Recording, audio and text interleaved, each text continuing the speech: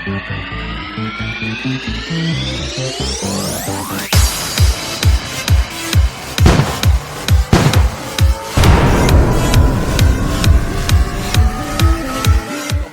Man2Man Podcast, episode 10. We got to 10 episodes. Double digits, mark. baby. Double digits. I'm your host, Jackson Chapman, alongside my co-host, Carson Chapman. And, last week we went with a no sports podcast.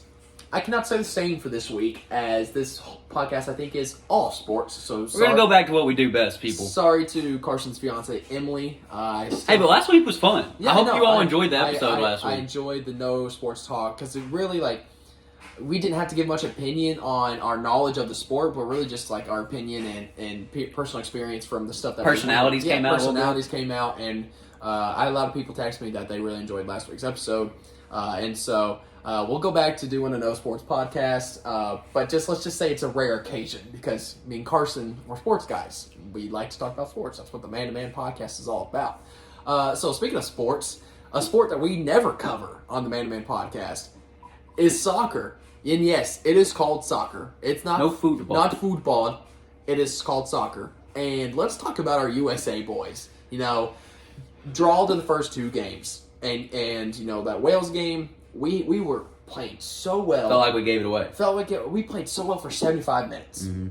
And then we let our foot off the gas. And the England game, everybody, including myself, including people that know soccer, thought England's about to blow us out, because they were favorites to win this whole thing. And going 0-0 with them in the tie, that's a W in my opinion. So we go to this Iran game. It's a must-win game.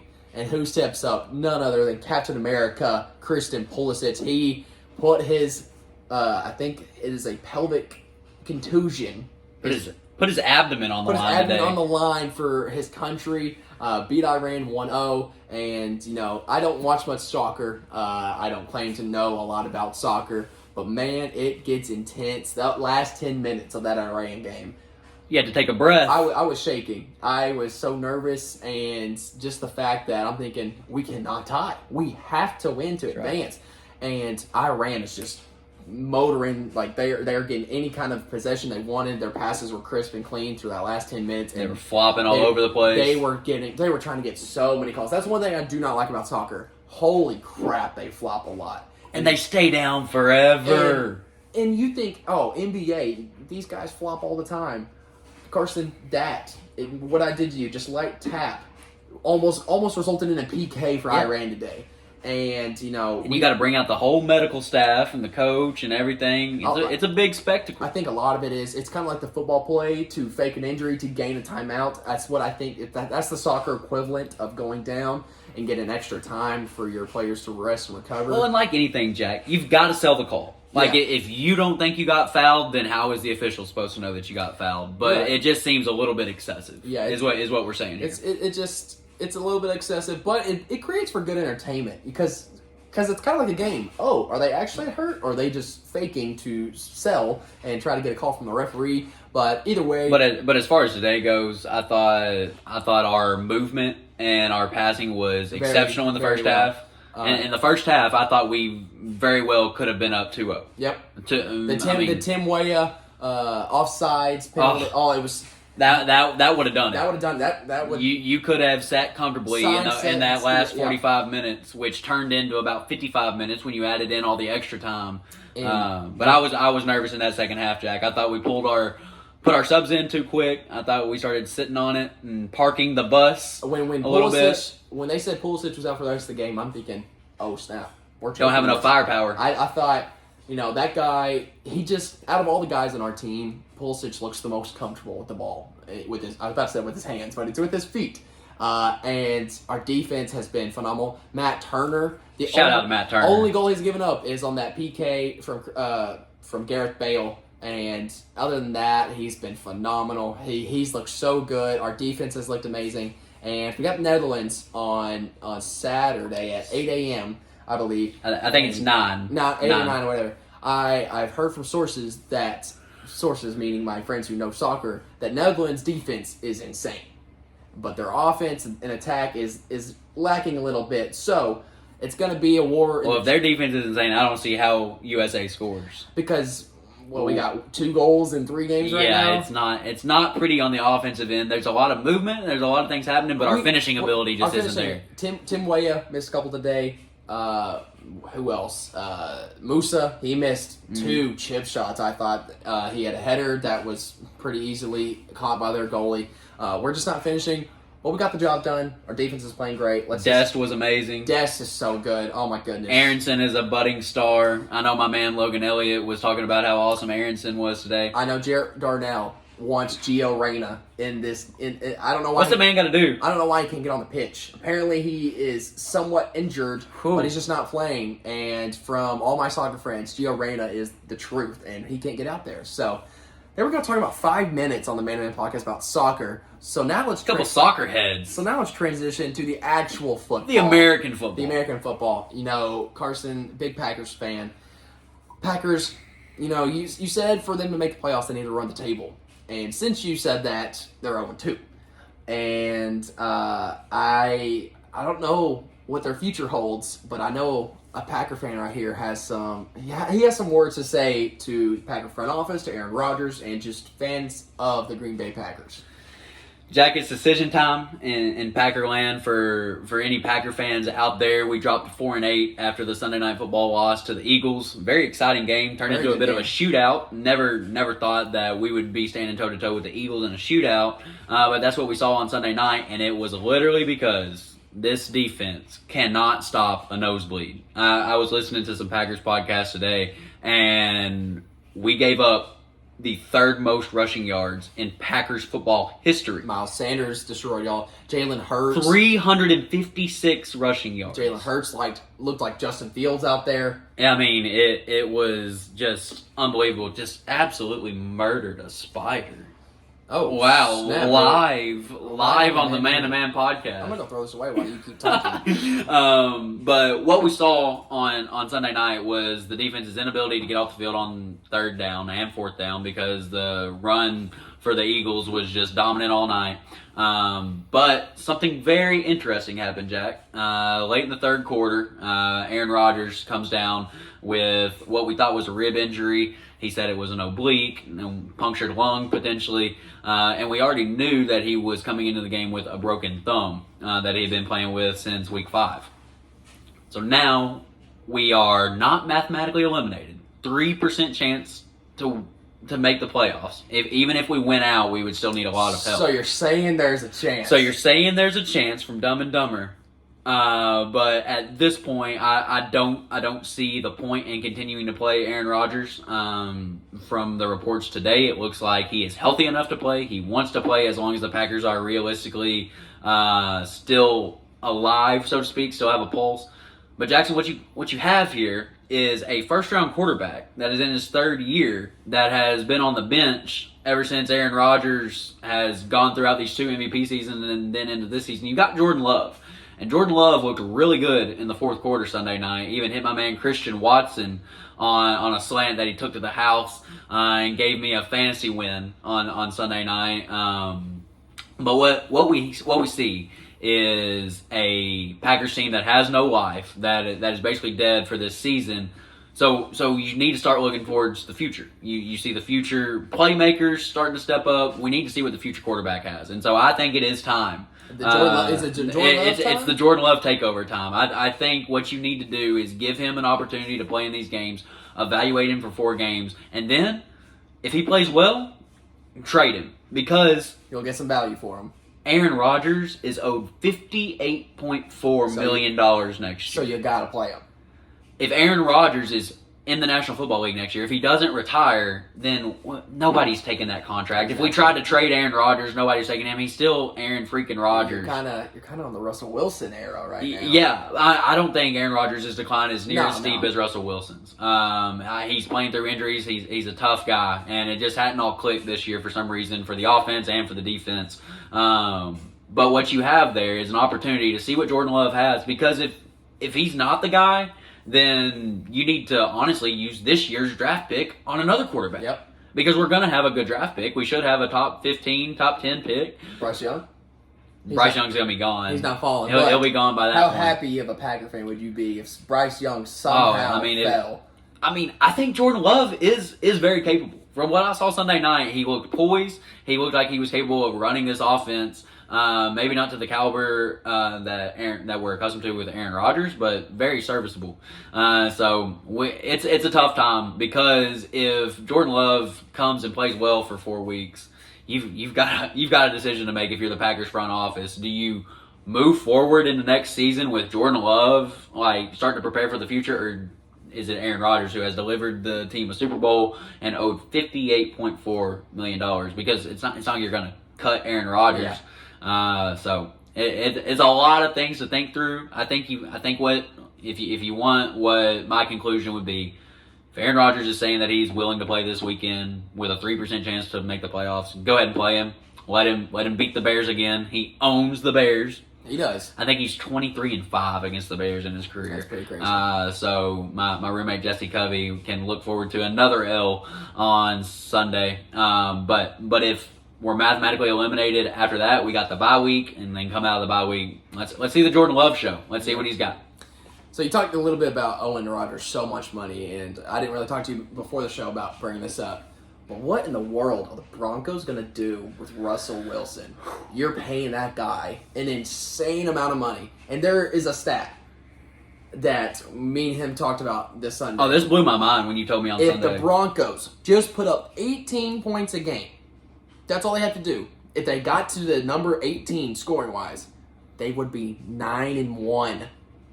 Let me repeat that. That doesn't make sense. Their defense has been that amazing that if their offense just put up 18 a game, if they scored 18 points and then never scored again, they would be 9-1. But Russell Wilson and that offense has been so atrocious that they're sitting at 3-7 now. I mean, you had the firepower. Jerry Jeudy, Cortland Sutton. They may be 3-8 now. They might be. They just lost the Panthers. Yeah. Sam Darnold and the Panthers. I mean, it's bad news. It's bad because I don't even know if I would call him like a top 20 quarterback right now. Yeah, I don't know. You're paying him. I think you're paying him top 5 quarterback money. I think he may be making more than Patrick Mahomes, which Patrick Mahomes a couple years ago signed that $500 million contract. Biggest and longest, most money that a quarterback has ever had. But I said when he agreed to that long of a deal, when you're talking about the year-to-year salary, it's like you're getting Patrick Mahomes at a steal. And you look at a guy like Russell Wilson making more than Patrick Mahomes is making this year, and you're like, how did this happen? I mean, so I've never seen it come apart like that in an organization, and they're stuck. They're stuck with him because they don't even have picks. They don't. You just trade them all to the Seahawks, and the Seahawks are still somewhat in playoff contention. Who would have thought going into the year that the Seahawks was going to have a better year than the Broncos? Geno Smith, baby. Geno Smith. But to answer your question, for everybody in Packers land, I think we're going to be okay. This is an organization that continues to show us time after time that they are built for success. We don't have massive rebuilds. I think we're going to be okay, regardless of what direction we go at quarterback. I think this is just a blip in the radar. I'm sure Broncos Nation is saying, let's not ride with Russell Wilson right now. Just been so bad. I'm sure you saw the clip of his defensive lineman just getting after chewing him out, and rightfully so. Russ is a great guy. I will never question him off the field. Is he? The people that have played with him are starting to turn on him. In terms, you're talking about Richard Sherman. You're talking about Marshawn Lynch. Right. Guys that won a Super Bowl with this guy, and they're saying he's fake.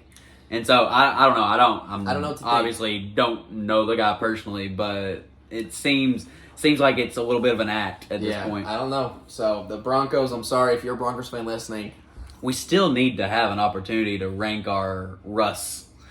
Like we've talked about how bad Russells have been. Now I know your boy Russell Westbrook has picked it up a little bit. The boy Russ has been hooping. 6-man Russ is. We don't have time to get into all of that. I could talk for an hour about Russell Westbrook. I love that man. I would go to war with him. I don't care that he's been bad in these past couple of years.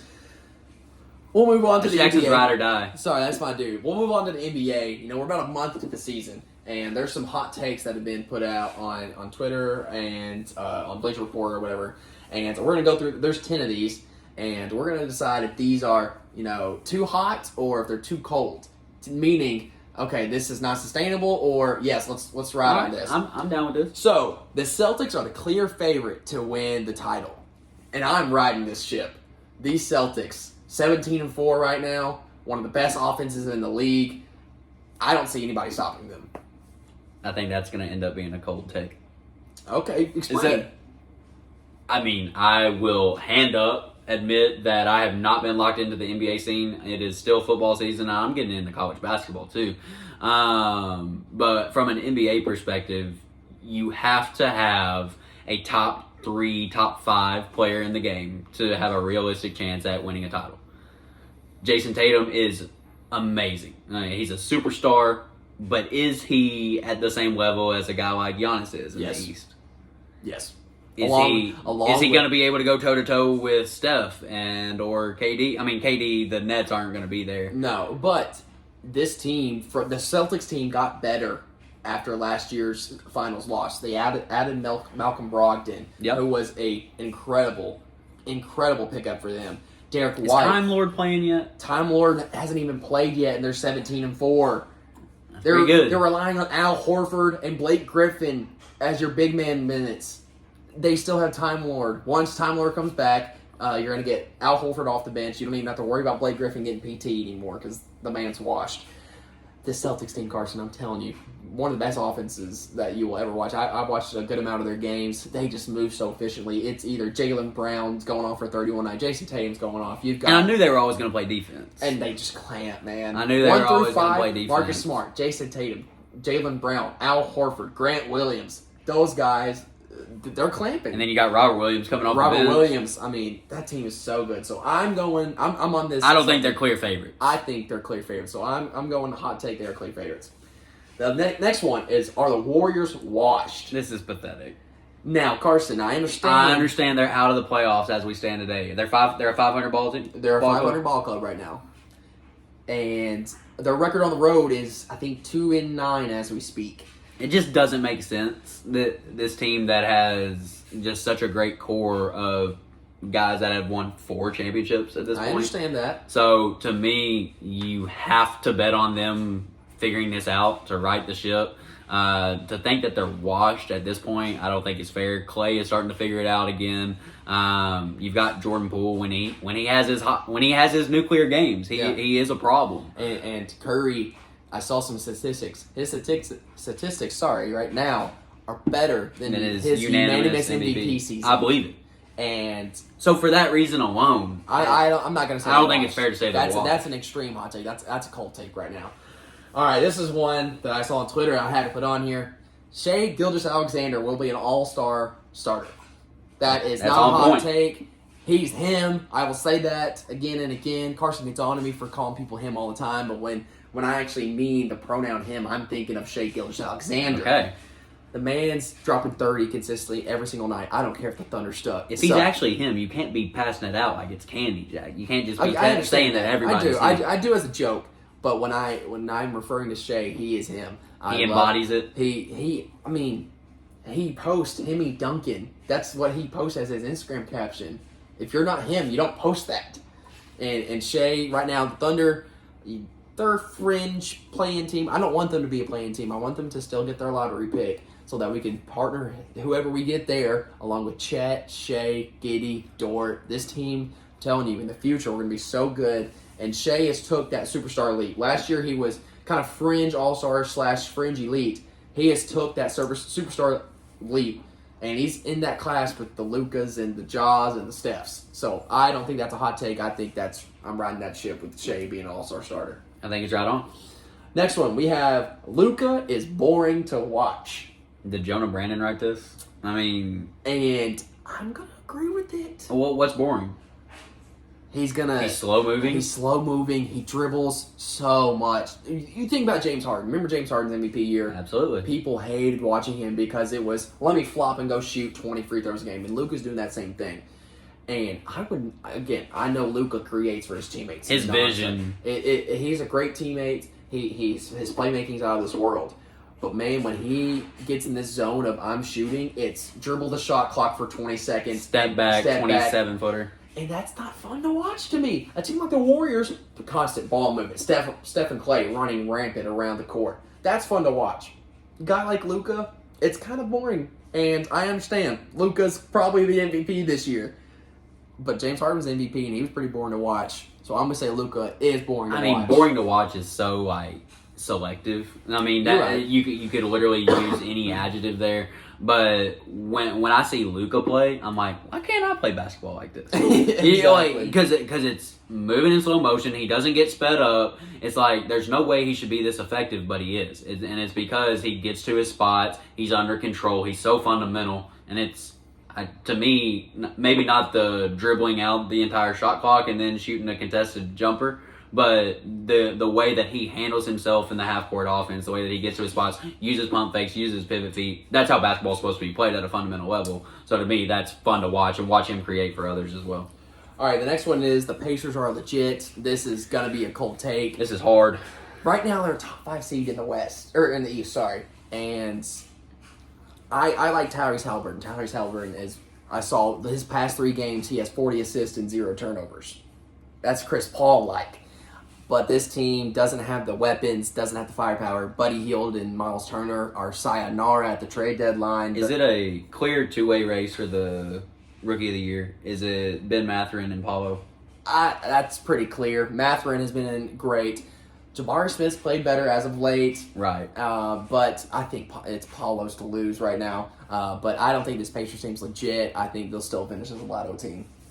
And I'm sure you would agree. Yeah, I agree with that. All right, next one is the Utah Jazz can be a top 4 seed. That's also a cold take. In their last 9 games, they're 2-7. This Utah team is not sustainable. Hey, I'm just going to piggyback on whatever you say. That sounds good to me. I know that they are not supposed to be. This team was built. Are they still 1 in the West right now? Or have they been they've dropped down a little bit. This team is not built to win games. Danny Ainge, I'm sure, was really confused when they started out so extremely hot. When you've got guys who, like Jordan Clarkson, Colin Sexton, Larry Markkinen. It's an island of misfit toys. It really is, and it's working well together. And Laurie's having an all-star season. I wouldn't be surprised if Larry Markkinen becomes an all-star, but I don't think it's sustainable. I still think this team's going to drop down, become a lotto team. And prove me wrong, Utah Jazz.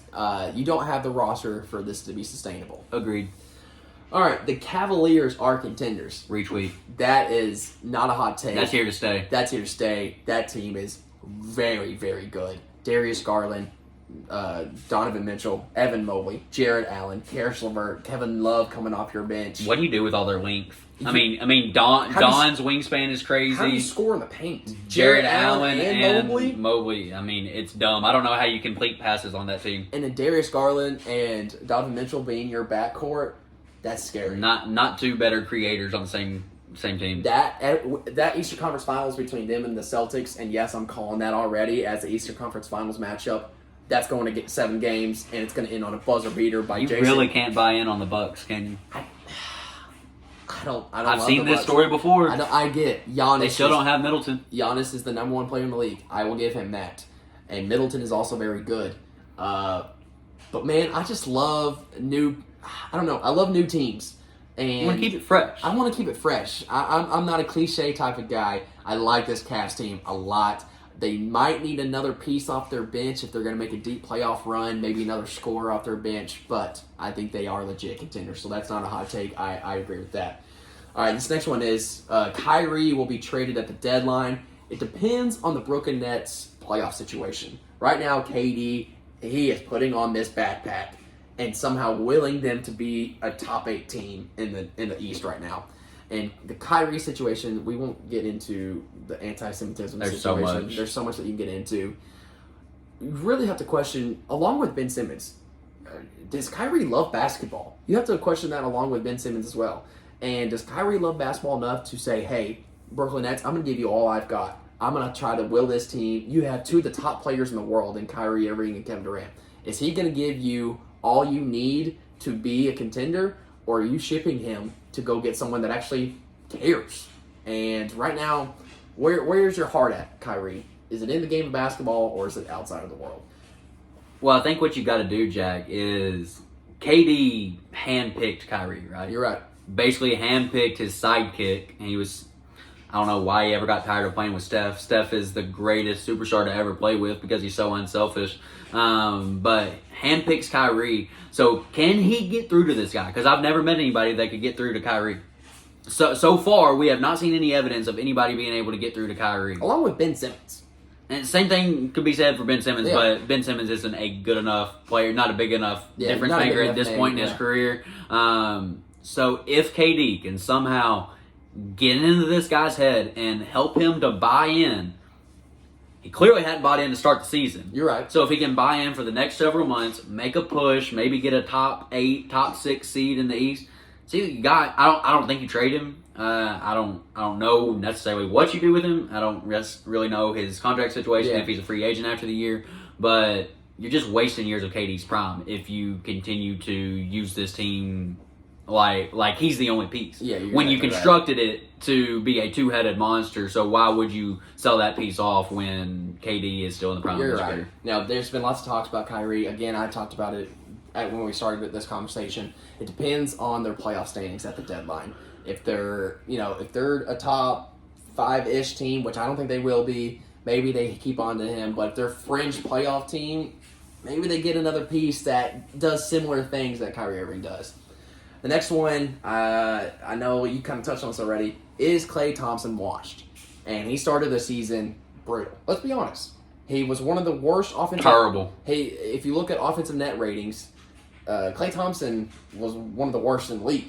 And I love Klay. Klay's one of those guys, catch and shoot monster, will defend up there with the best guards. And you talked about he's played well as of late. But coming off 2 Achilles injuries, an ACL injury as well, I don't want to call him washed because it's not fair to call someone coming off an injury washed.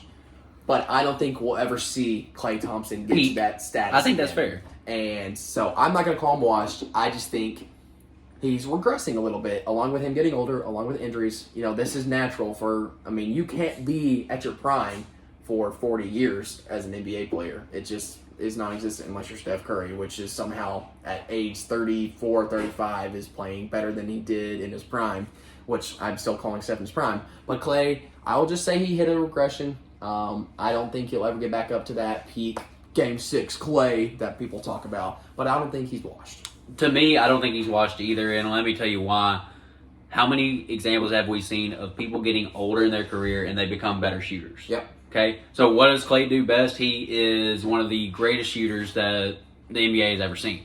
So I don't feel like he's just going to forget how to shoot. You're right. I don't think that his age or maybe this regression turns him into from a 40% three-point shooter to a 30% three-point shooter. That's too steep of a decline. I don't think that's going to happen. How many times have we seen guys reinvent themselves because they don't have the same lift, because they're not the same athlete that they used to be in their 20s? Klay was never that guy. Klay was never a guy that was going to out-athlete you. Yeah. He was going to defend his tail off. He was going to get to his spot and then knock down threes at a clip that nobody had seen before. Well, besides Steph Curry. So, in my eyes, I think Klay's just had a bad start here. I think he's still got that championship swagger. He's surrounded by one of the greatest teammates of all time. So, I think he's going to figure it out. Now, yeah, he's getting old. He's coming off some major injuries. So, is he going to be the same guy that could go nuclear for 60 points in a game? Probably not. Yeah. Probably not going to see that version of Klay again. But is he a guy that can definitely space the floor and be Teams are still going to honor Klay Thompson. You got to honor Klay Thompson, so he's going to open up your offense. So, no, Klay's not washed. All right, last one. Lakers will be a lottery team. It's hard to call them a lottery team when you have LeBron James on their team. Let's just be real. If LeBron and AD are healthy for over half the season, that's not going to happen. They'll sneak into the playoffs. We have never seen a LeBron team be a lottery team when he's played the whole year. Exactly. And you just need a decent version of Russ. Realistically. Yeah. You need the version of Russ you've got right now, it's a perfect role for him. Your role players around him, Lonnie Walker's been really good to start the year. Pat Beverly has been I saw Nick Wright talk about this. He has been statistically the worst player in the NBA. Whoa. And is that a plus minus or is that like efficiency rating? Worst plus minus in the league. Worst efficiency rating in the league. Worst 3-point percentage in the league. Worst field goal percentage in the league. Worst effective field goal percentage in the league. I could keep going. Nick Wright went on for a 3-minute tangent about how Well, at least the T-Wolves won that playing game last year. You got to celebrate. My goodness, Pat Bev. The memes live on. Hall Pat of Fame menace. You do nothing else besides being a menace. Is AD back? Can I ask you that real quick? Yeah, he's back. He's back. He's a problem again. He's a problem, especially with Russ creating. Because last year, him and AD didn't get to play alongside each other. So I think that kind of deteriorated Russ's play because he wasn't able to use a big to his advantage. Teams, they just crashed on Russ for his layups, and that's why he was missing so many layups, because you didn't have to worry about that lob threat of AD or that post presence of AD. Now Russ and him, that pick and roll game is one of the best in the league between him and Russ. And so, AD, you have to shout out Russ for getting. So, are they a play-in team, or do they sneak into the 8 seed, 7 seed? I think they do, because teams like Utah are going to fall eventually. These teams that are off to a hot start are eventually going to fall, and this Lakers team might get into a 7 or 8 seed, maybe a play-in team. I don't know. I don't think they're a lottery team, though.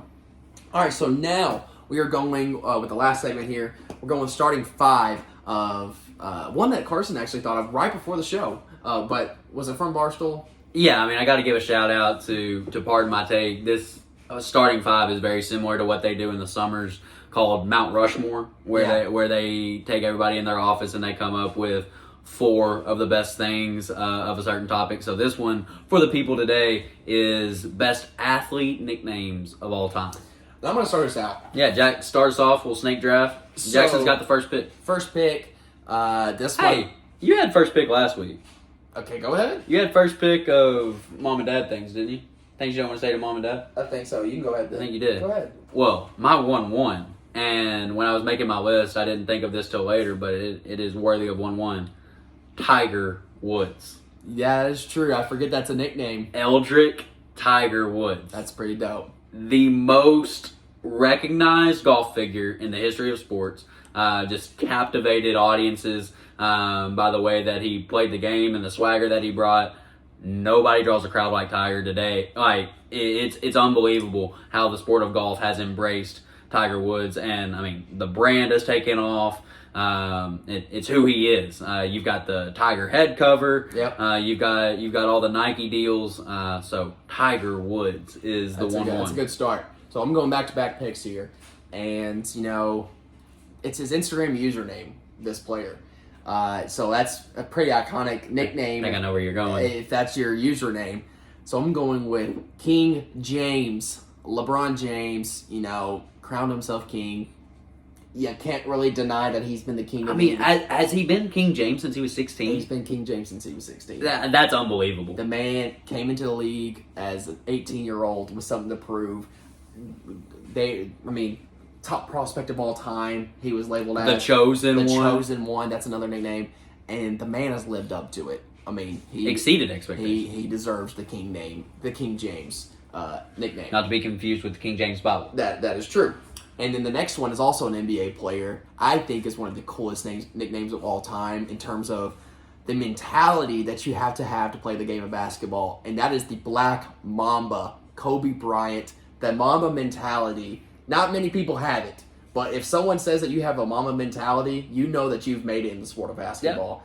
Yep. And the Black Mamba nickname it makes you feel something. How about, Jack, when you took a shot in middle school, what did you say? Oh, I got Mamba mentality. No, I'm saying when you shoot it. Oh, Kobe. Kobe. Yeah, exactly. You say Kobe as you shoot a shot. Exactly. Kobe just was the icon when it came to making clutch shots, being the toughest guy on the court, having kind of the same mindset as Michael Jordan did on the court, and Kobe definitely earned his name of Black Mamba because he would strike when you least expected. I'm going with Black Mamba as my second pick. That's awesome there. As I was coming up with my list, I was definitely coming up with more basketball nicknames than anything else. But I'm gonna continue the theme of maybe you forgot it was a nickname. Babe Ruth. George Herman Ruth. The Babe. Because you remember the movie The Sandlot. Yep. I thought you said the great Bambi. And so, yeah, Babe Ruth, he's a legend. He almost seems like he was made up. Exactly. That this guy that played for the Yankees and the Red Sox somehow turned in from a pitcher to the greatest home run hitter of all time. There's debate. People think that Babe Ruth will not succeed in today's. I think those are valid just because the game is so much different. Yeah. Pitchers have evolved, and so have hitters. But Babe Ruth, you can't tell the story of baseball without Babe Ruth. Exactly right. And good pick. And so he is the Babe. I like that. Oh, I've got two. Yeah, you got two picks back to back. All right, back to basketball here. One that I think is pretty recognizable. All right, Michael Jordan, MJ. I mean, yes, those are his initials, but I think when people say MJ, you're not talking about Michael Jackson. Exactly. I'm sorry. You're not. You're not talking about Michael Jackson. You're not talking about Magic Johnson either. No, you're not. I'm sorry, Magic. Ooh, I didn't even think about Magic. Magic. I didn't even think about Magic. Irvin, no Magic Johnson. This has been a fun list. But MJ. And you also have the GOAT, his airness, Air Jordan. You have so many other nicknames. You got everything there, but I think the one that sticks out to me is MJ. MJ. And I think it has definitely even translated to this generation. What is it? It's the LeBron versus MJ debate. You're exactly right. And so, Michael Jordan. So I have two back-to-back picks, and I'm going back-to-back football picks. Let's hear it. I struggled with football picks. So, when you get Can we just call Tom Brady the GOAT? Is that his nickname? Is it just the GOAT? He's the GOAT, but that's not where I was going. I'm going more modern, even though Tom Brady's still playing. When you think of fast players in the NFL, if you have the nickname as the Cheetah, you might. This is good. That's you're on that. Pretty intimidating. That's pretty intimidating. Of oh my gosh, he's the fastest guy in the world. So Tyreek Hill with the nickname Cheetah, that's also his Instagram username. That's pretty intimidating. Thinking, teams have to plan for you. Thinking, all right, let's not get beat by a Tyreek Hill streak today. And so when your name's the Cheetah. And you throw up the deuces. Can you imagine what DBs feel like when they're trying to tackle him? He catches a 5-yard just stop route. Yep. And how do you corral him when he can go anyway? Yeah, I would agree. Cheetah, that's a great nickname. It's kind of came on more recently. He hasn't had this, I would say, his entire career, but it's very fitting for the fastest guy in the NFL.